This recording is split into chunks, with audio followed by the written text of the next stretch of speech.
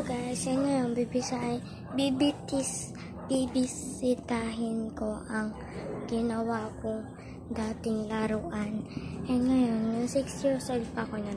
And dito yun. Sa aming, ano ba tawag dito? Sa aming, ito, basta. Hintayin nyo na lang ako, wait. Let's go. Ngayon, akit lang ako dito.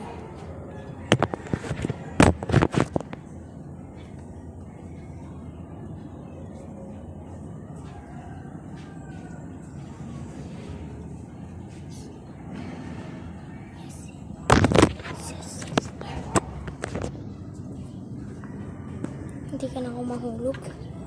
Dito yun. Diyan yun. Ayan, andito na tayo. Wait a minute. Dito yung dati kong pinaglalaruan.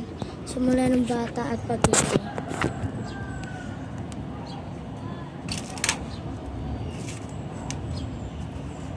Ito na. Part 1 pa lang to. And binisit na ko lang to para syempre maano tong kagandahan ko.